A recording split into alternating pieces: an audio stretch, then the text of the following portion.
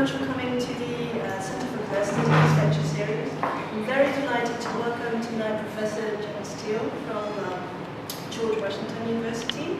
Janet's going to talk about the use of independent media and how this means allows some countries to facilitate their transition to democracy with some case studies with Malaysia, Indonesia, and East Timor. Excellent. So thank you very much, Janet. Well, thank you. Thank you. I'm going to move this chair. I like to stand up.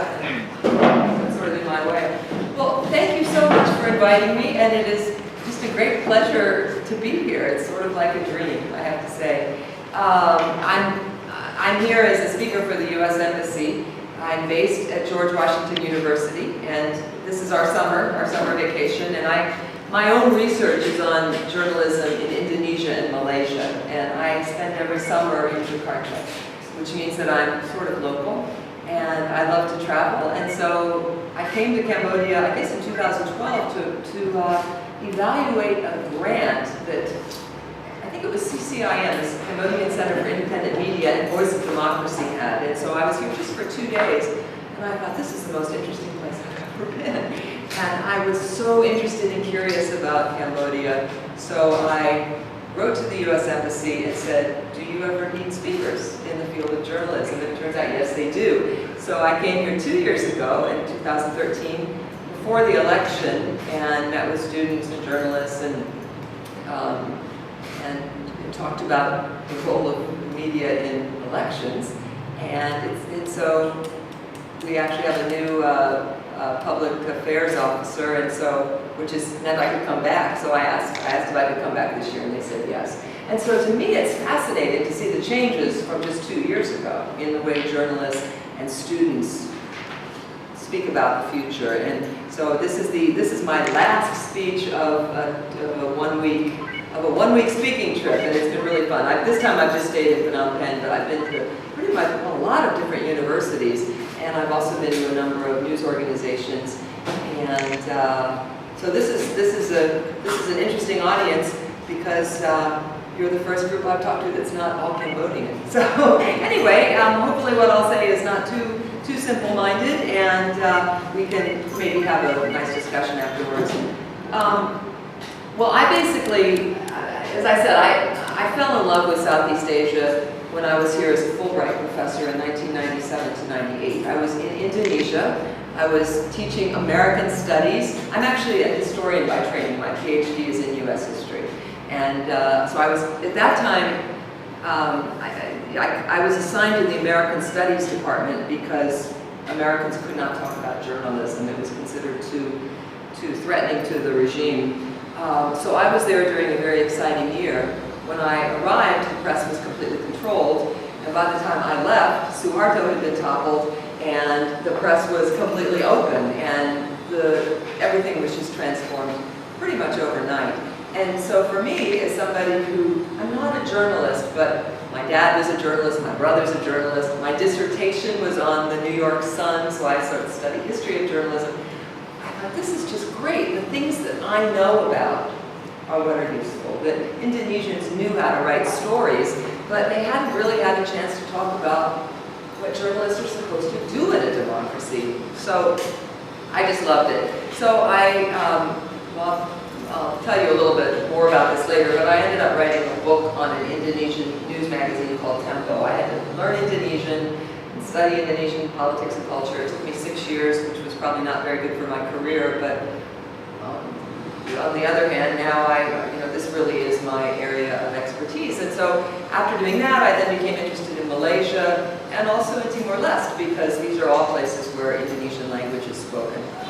I wish I spoke Khmer, but I am fluent in Indonesian, not that that does me any good. So the 3 countries I look at are Indonesia, which again underwent this tremendous transformation from being a very, very controlled press system to one that's arguably the freest in Asia.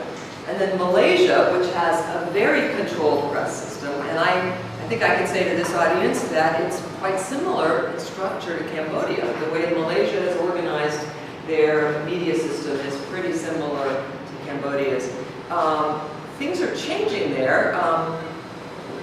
a big change was the election of 2008, the general election, in which the opposition under Anwar Ibrahim, for the first time, was able to break the ruling coalition's monopoly hold on parliament. The ruling coalition had always controlled 2/3 of parliament, which meant they could revise the constitution at will, they could do whatever they wanted. Well, Anwar Ibrahim's coalition, they didn't win a majority, but they won more than a third. So that was called the 2008 tsunami. The internet was very important. And things have really started happening since then. From both sides, the internet has become more important, and the government has started suspending more media licenses. Timor-Leste is interesting, I think, and also there's some parallels with Cambodia because of the whole post-conflict, the situation of building a media system in a country that has really experienced severe conflict. All right, so this is just a couple pictures. This one is a Tempo magazine. This is the magazine that I wrote about in Indonesia. Here, they now have a new office. This was their old office. Here they are being demonstrated against by some gangsters who are connected to a tycoon named Tommy Winata. Tempo had been Indonesia's premier news magazine. It was often compared to Time in the US. It was a very respectable news magazine. But they had, under Suharto, they had tried very hard to kind of push the envelope of what was acceptable.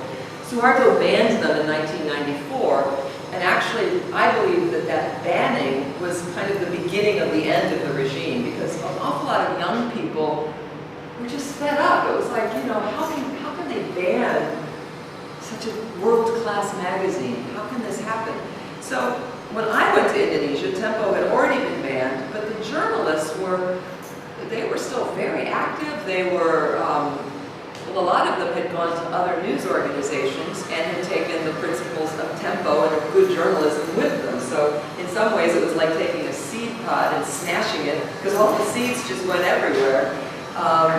Also, the former editor of Tempo, a man named Gunawan Muhammad, became an outspoken champion of press freedom. He had said that editing a magazine under Suharto was like being the pilot of a hijacked plane.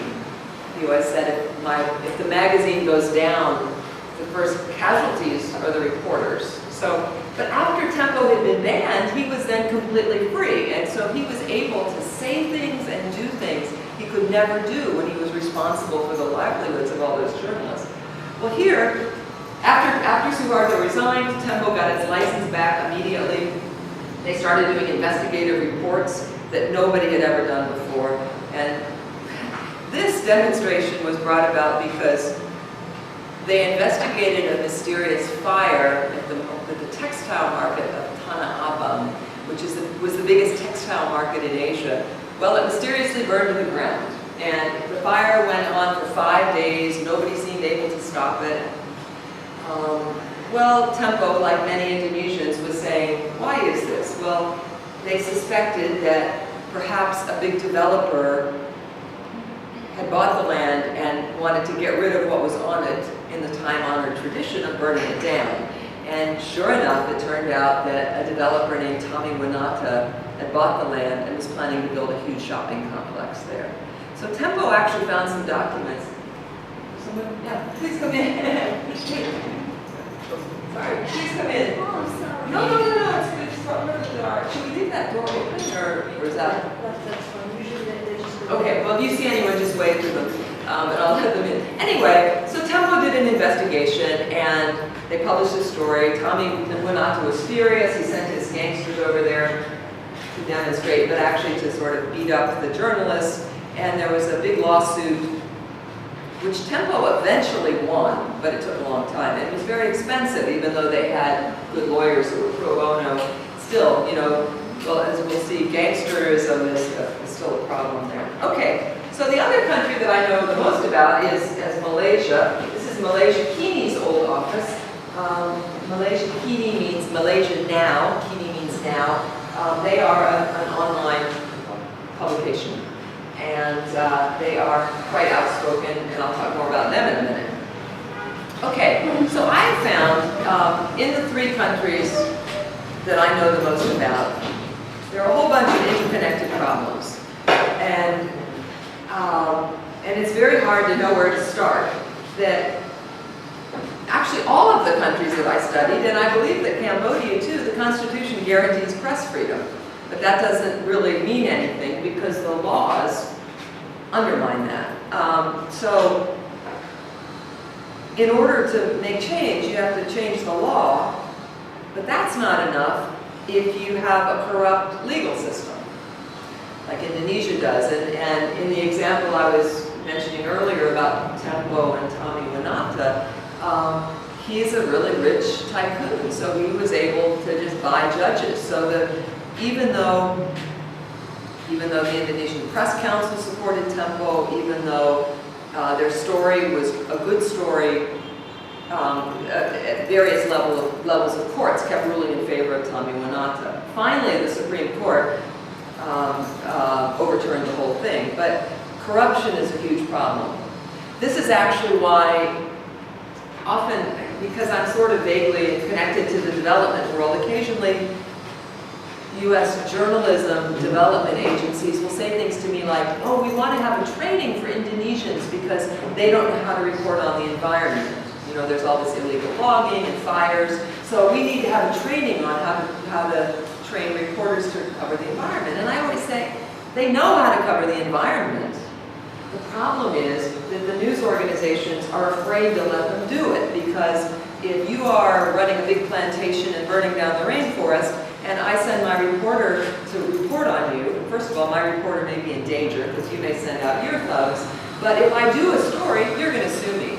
And then it's just going to be tied up in courts, you'll pay off the judges. So if you are the owner of a newspaper, why even bother? You know, why do these kinds of stories that are just going to cause you expense and trouble and maybe hurt your journalists? So corruption is a big problem.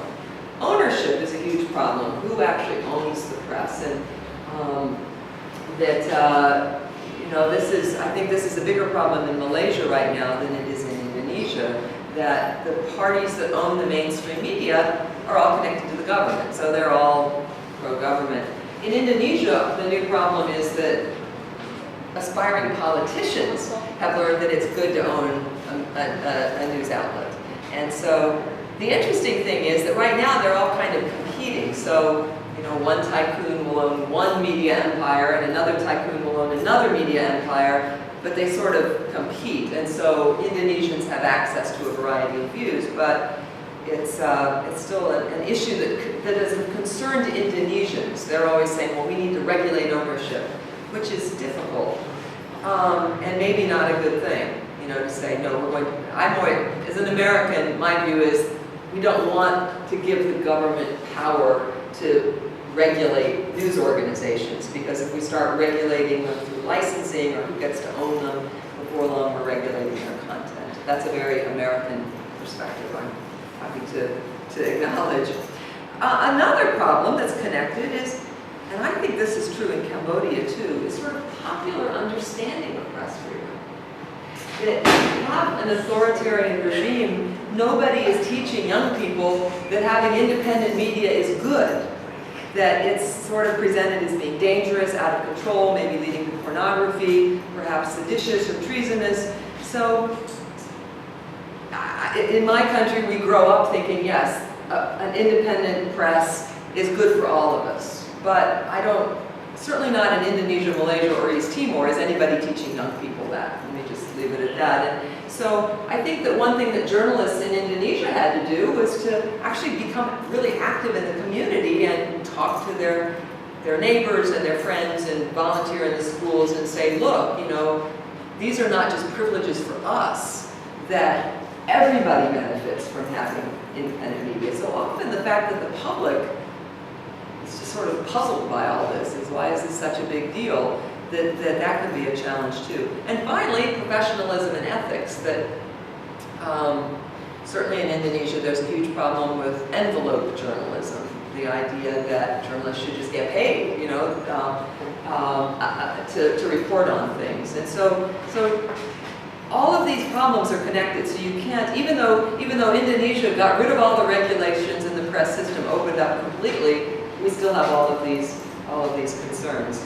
Okay, under Suharto, of course, well, he called his regime, which lasted for 32 years, he called it the New Order, the Order Baru. Professionalism had a very specific meaning. It meant that you were functioning as a mouthpiece for the dissemination of government programs.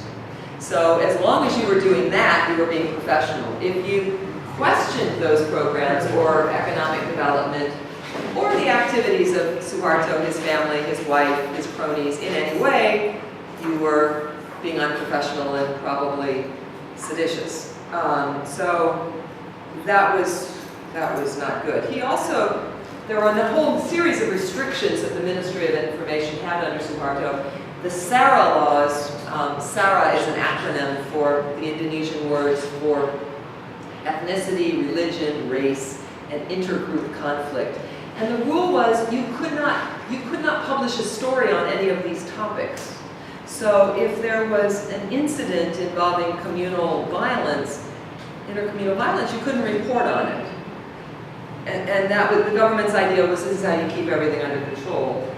Well, of course, now, in an age of social media, or even 15 years ago, when everybody was busy sending text messages, there was no way to really control information. So everybody knew what was happening, but they were just getting rumors. They weren't getting verified, responsible journalism. So this was one of the things Suharto did. He also banned publications frequently. There was what they called telephone culture, where the editors would get phone calls, which I understand happens here too. Today we met the editor of, what is it, I don't know how to say it. What's the name of the newspaper we went to today? Yes, and the editor there was saying he gets phone calls. I think he may have gotten a phone call while we were there about some customs issue. So yeah, you know, getting a phone call is not the same as a physical threat or being banned, but it certainly has an influence. Suharto also controlled publications through licensing. It was virtually impossible to get a license unless you were connected to the government. And the Minister of Information owned shares in all of the media companies. That was also part of the deal. If you wanted a license, you had to make sure that he and his family got some shares. And but the interesting thing was that the publishers, in some ways, didn't mind this situation because they had a kind of cartel or monopoly controlling the press. So that's how it was under Suharto. Now, of course, we have complete openness. The kebebasan means free. Kebablasan means chaotic and out of control. So in the immediate aftermath of the Suharto regime, there was a lot of talk about, well, now we're just going to have a press that's out of control. And this was a very interesting situation. As you can see, the number of newspapers, television stations, radio stations, and journalists has just exploded in recent years in Indonesia. Indonesia has a great press law. It's actually, it was very interesting.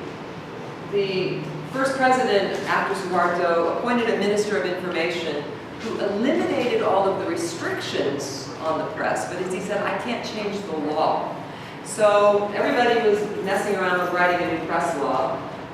And then the minister did something that nobody had ever done before. He contacted UNESCO and said, we need help. And they sent in some experts from Article 19 who were working, you know, the press advocacy group in the UK, and working with local journalists, they actually drafted this press law, which is terrific.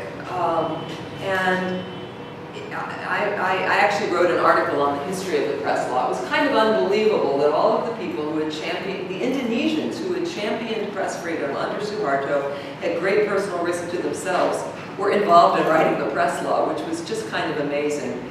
And and one of the provisions is a press council, which is independent. It's made up of former editors, judges, good judges, educators, people who are respected, and they are supposed to adjudicate in issues involving the press. But if we go back to the case of Tommy Winata and Tempo, he refused to use the press law. He said, I want to use the criminal defamation law. I want to sue Tempo for criminal defamation. And had the editors been convicted, they would have been sentenced to prison.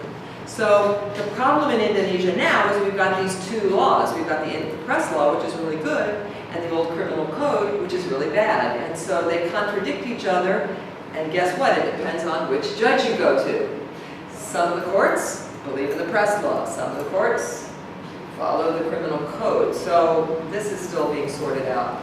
There's still a big problem with gangsterism, like the Tommy Winata case, and also impunity. That illegal logging that I mentioned, that's a big area of impunity, and it's a big problem in Indonesia. And journalists are afraid to cover. Well, actually, news organizations are afraid to send their journalists to report on this, partly because if they do get attacked, beaten up, shot, killed, the police often ignore it because, again, that problem of corruption. So this is an issue. And, again, a weak legal system. Finally, professionalism, envelope journalism, and the idea that journalists take money to write stories, and this kind of lack of civic education, which it's interesting. The Press Council has been very active in sending its representatives to different universities, to different schools, to pesantren, which are Islamic boarding schools, to really talk about why all Indonesians benefit from the Press Council, from the press law, why this is not something that's just for journalists, but for everybody. There's still also kind of new order mindset in the way that stories are written. And it's interesting because it's been now, 17 years since Suharto stepped down. But there are still stories, most stories still don't really provide much context. There are too few sources per story, not enough conflicting views. Yeah, please come in. There's another chair. Need one?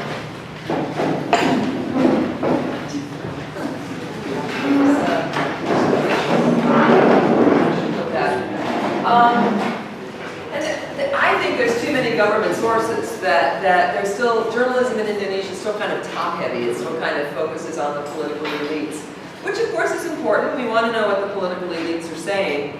But this is one, when I'm teaching writing classes, I'm always trying to get young people to think about all the kinds of stories that never get reported.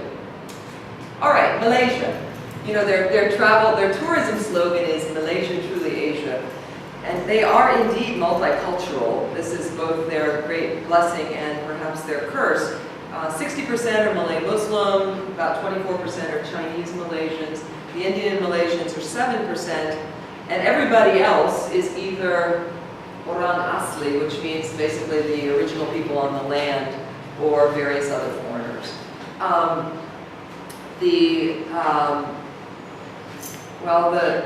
Here's a nice picture of Malaysia, truly Asia. It is, at its best, certainly the food is multicultural. Malaysia has wonderful food of all these different nationalities. But in terms of politics,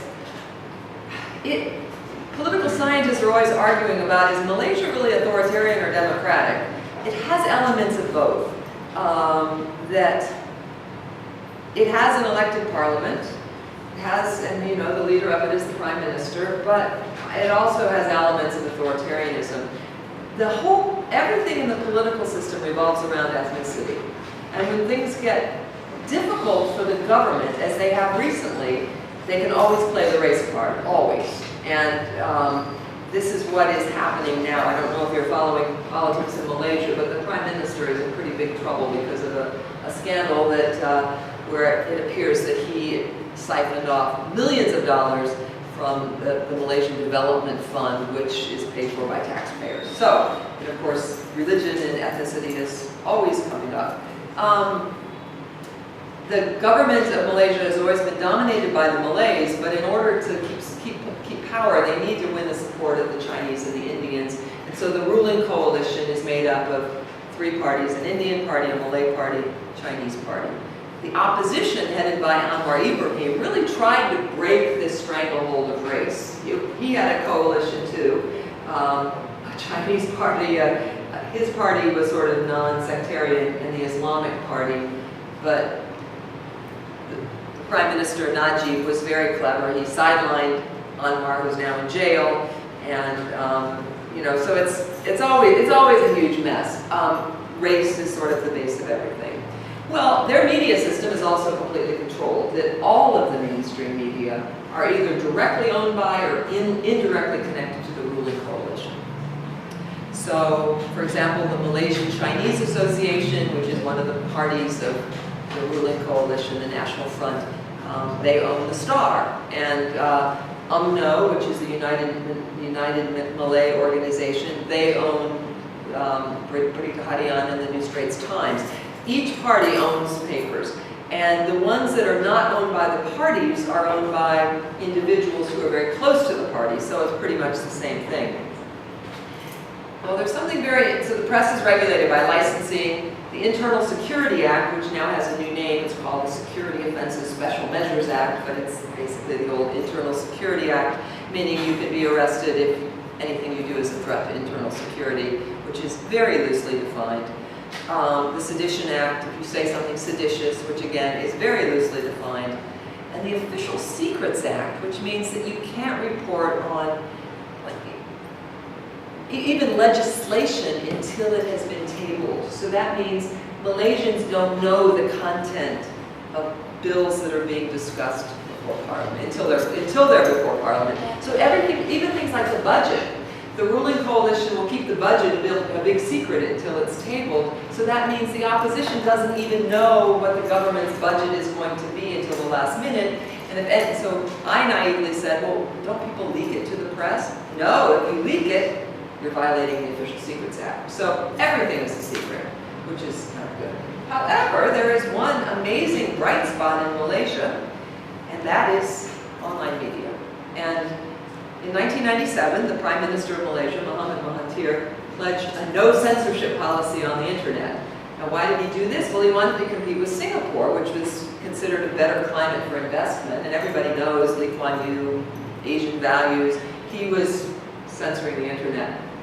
Mahathir said no censorship here. So this has created this opportunity for online journalists. And Malaysian Kini, that I mentioned earlier, this is basically an online newspaper. And they practice the highest standards of professionalism. They do really good journalism. They are paid for by, they have a paywall, you have to subscribe to get the English edition. The Malay edition is free. And now that the opposition has done increasingly well, advertisers are not afraid to advertise anymore. So they are self-sufficient, they are self-sustaining. The interesting thing is, of course, yes, they have to be very careful about defamation, sedition, all those things, but they don't have to worry about having their license revoked because they're not licensed. So that's a huge thing. They are not licensed as journalists. But on the other hand, nobody is regulating them. This is an interesting situation. Back the same year that Cambodia had a general election, 2013, Malaysia had its most recent general election. And guess what? The opposition, Anwar Ibrahim's coalition, actually won the popular vote. But they didn't win parliament because the government had set up the electoral districts. So basically, in order to win, the opposition has to win 65% of the popular vote, which is pretty much impossible. That's a really high barrier. They created these electoral, in the US we would call it gerrymandering, but its actual name is malapportionment. They have apportioned the districts, so the big rural districts that are full of Malays, they get far more representation than the urban districts, which are much more populous, but are made up of Chinese and Indians. So they've created a situation where they always win. Well, they also used a couple of dirty tricks, like, well, they were accused, let's put it this way, they were accused of giving temporary ID cards to foreign workers, guest workers. And they also, this was proven, when you vote in Malaysia, you get ink on your finger after you voted, and the ink is supposed to be indelible. Well, guess what? It washed right off. So there were lots of accusations about ghost voters and all that. Well, this is a rally by a loosely connected group of NGOs called Bersih, which means clean. And it's made up of very reputable Malaysian groups like the Bar Association, let's see, who else? A lot of journalists, these are, you know, these are substantial people, and what they say they want is free and fair elections. Their color is yellow. For a while, the government said it was illegal to wear yellow. That was like the most stupid thing they said. And it was very funny because at the same time this was happening, the Prime Minister, Najib, visited the UK and he had a meeting with Queen Elizabeth. Well, guess what? Queen Elizabeth was wearing, you know how she always wears little suits and matching hats and has a little purse? They were all bright yellow. It was really great. And, you know, all of Malaysians are convinced that she did this on purpose. And yeah, you know, maybe so. Anyway, so here they are. They're demonstrating. The special forces are all out, police, tear gas and stuff. Well, the mainstream media, this is Berita Minggu, which is the Sunday edition of Berita Harian, which is the daily, this means daily news. This is owned by UMNO. They also own the New Straits Times. Well, this was their cover story. KL Tegang, which means KL tense. We've got this picture of this kind of dangerous-looking guy who's got his head all wrapped up and he's holding something that looks like a knife. Well, Malaysia Kini, this is when I'm talking to students, I say, this is why we need independent media. Malaysia Kini actually found the guy. His name is Abdul Razak. And this is a screenshot of Malaysia Kini, the online news portal I study. And this is the first paragraph says, when the FRU, that's the Special Forces, fired tear gas, I saw the wind blowing toward the demonstrators. I picked up a canister and tossed it to a grass field with the hope that the demonstrators would be safe. And guess what he's holding in his hand? That's not a knife, that's a Malaysian flag that was photoshopped. They took out the flag and just left the stick, so it looks like, you know, a really dangerous man. So yes, if you were students or young journalists, I would be saying, so this is why we need independent media. You know, that this is, that Malaysia Kini verified, they found the source, they, you know, and they showed that the mainstream media is just basically corruptible. So, you know, of course, nobody really pays any attention to the mainstream media. And so that's an interesting situation. This recent scandal, this is pretty interesting. This is a screenshot of the Financial Daily, or a photo of the Financial Daily, which very courageously published the paper trail of these bank accounts, how this money ended up in the Prime Minister's personal account. Something like $700 million. Well, now the Prime Minister has said it was not for my personal use, which, and this is all off the record, this part, but according to my friend Stephen Gann, who's the editor of Malaysia Kini, he said, yeah, it's not for his personal use, that was the money they used to steal the election. You know, that's how UMNO took the money to do all these things, like the illegal voters, the ghost voters, all that stuff. So this is a huge scandal. The value of the ringgit has plummeted. And, oh, I should say, yes, they immediately pulled the license of this publication and also its sister publication, which is a weekly called The Edge. It's very interesting. The owner, a really brave man, he said, this is nothing more than a move to shut us down in order to shut us up. And young journalists have been rallying. It's unclear what's going to happen, but it's very interesting to watch Malaysia right now. And I'm sure that Najib knows exactly what happened with Suharto, and the financial crisis, the collapse of the ringgit is really severe. You know, when people's money is worth less, they get upset. Okay, Timor-Leste. I've spent a fair bit of time there. As you know, the UN ended its peacekeeping forces in 2012. 13 years after the referendum in which Timor-Leste voted for independence from Indonesia. There, freedom of the press is protected by the Constitution, and they did pass a new penal code that decriminalized defamation. This is a big problem throughout this region. Many countries have criminal defamation in the law, which means that if you publish something in your newspaper that I don't like, and I'm the government, I can sue you for criminal defamation, meaning that you will go to jail. And I believe, this is my view, that a journalist who commits a crime like stealing a chicken, yes, that's a crime. But I don't believe that any journalist should risk jail for doing their job. So Timor-Leste got rid of criminal defamation, so that was a positive move. This is the UNDP, which has been real active in media development and truth in advertising here. I actually spent a summer working for the UNDP, so that's how I know a lot about what's going on there. I love their little office, it's a cute little office. Here's some Australians. This was part of the peacekeeping force. All right, so they're still having trouble figuring out their media law. They have been messing around with the media law since 1999. The most recent developments are that they passed a new media law, but it was declared unconstitutional, partly because journalists, NGOs were really upset about it, and so the president, had the Constitutional Court look at it, and the Constitutional Court said, yeah, it's unconstitutional. So now Parliament has to come up with a new draft. There are the two main areas of contention are, everybody wants a press council, but the government wants the press council to be appointed by the government. And also they want the press council to be given the power to license journalists.